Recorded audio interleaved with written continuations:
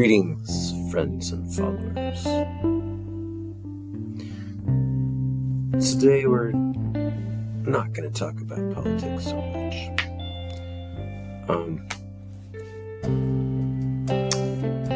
We're going to talk about Oedipus Rex, or Oedipus Tyrannos.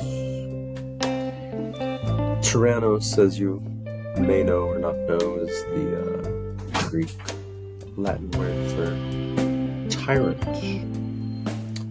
But what it actually means is popular ruler, just pretend you didn't see it.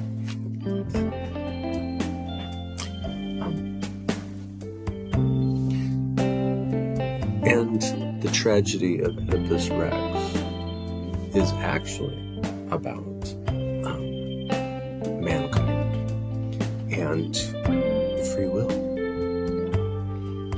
And I am going to explain why that is for you. So, Oedipus Rex was left on the side of a hill, which is what they did in ancient Greece. It was called a postnatal abortion, which means you abort the baby after it's born. And that is why Roman toilets had to be large enough so that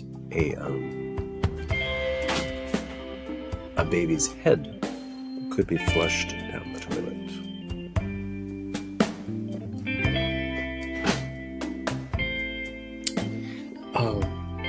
So, as it turns out, the people that aborted him were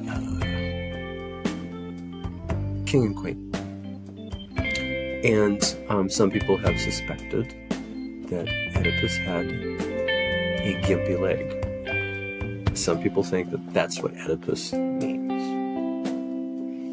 And that might have been the reason why he was left as a postnatal abortion on the side of the hill. But some old guy walking by the side of the hill saw Oedipus and decided to take Oedipus home with him and treat Oedipus as his child. Which seems like there could be a lot more backstory there. You know? It's a really good part of the story. Just figure out how to weave it into Guardians of the Galaxy.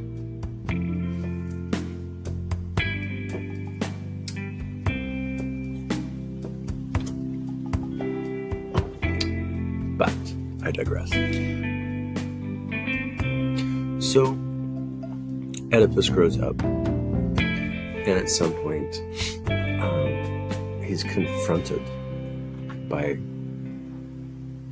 this guy on horseback that tries to kill him, and Oedipus fights to save his own life and accidentally kills that man. It turns out that that man was actually his father, and he didn't know it. So then ancient Greece is being plagued by, it's being cursed by the Sphinx. Not even sure really why the reason is. But, so it's being cursed by the Sphinx. And the queen says that anybody that can solve the riddle of the Sphinx she will be very grateful to that person. So Oedipus goes to the Sphinx. And, this is another interesting thing, and not necessarily related to the story of Oedipus. But, so the Sphinx was known as like the Strangler, okay? Makes me wonder if it had any connection to do with a thuggee from India who would strangle people with yellow cords. Don't know. But another thing is that the word sphincter, the etymology of the word sphincter, comes from the Sphinx, the strangler. Yeah. The more you know. So, So the Sphinx asks Oedipus, riddle me this, riddle me that. What walks on 4 legs as a child, 2 legs as an adult, and 3 legs as an old man? And this is why they think Oedipus was predisposed to be able to answer the question, because he had a gimpy leg, right? So he says, man. And the Sphinx becomes very angry because that's the correct answer to the riddle.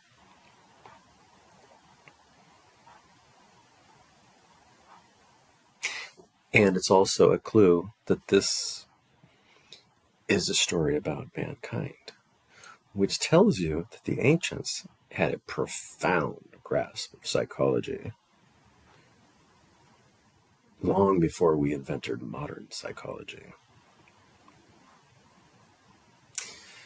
So, Oedipus ends up marrying the queen, and the queen is his own mother. Hence the concept of the Oedipus complex. Bet you didn't see that coming. Morons.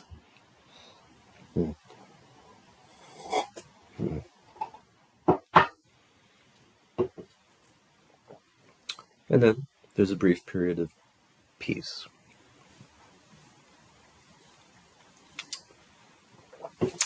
And then Greece is being cursed again.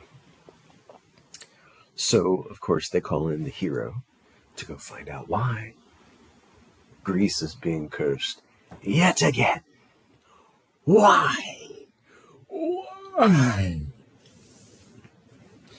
So Oedipus strikes out like a noble warrior to determine the reason why Greece is being tormented once again, cursed, if you will.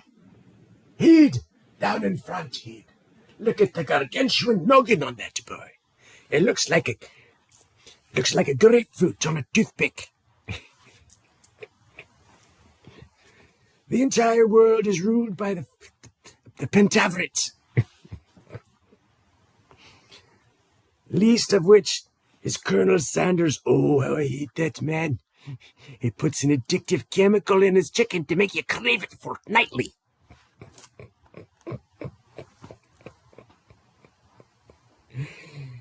Okay, so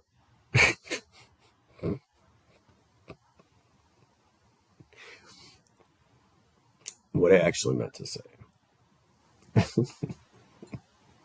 What I actually meant to say was that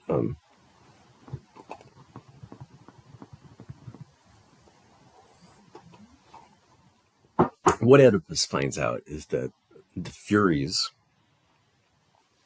are cursing Greece because Oedipus is now the king of Greece.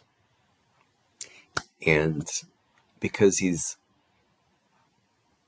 killed his father, he's guilty of what's known as a blood crime, which is a very serious offense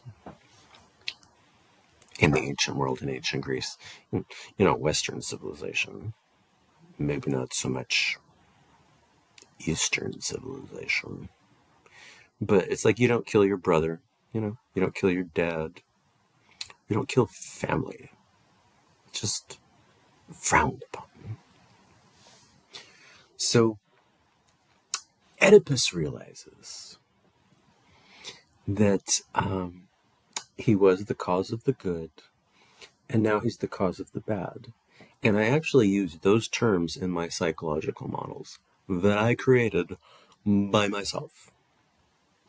Much better than modern psychology models, I might add.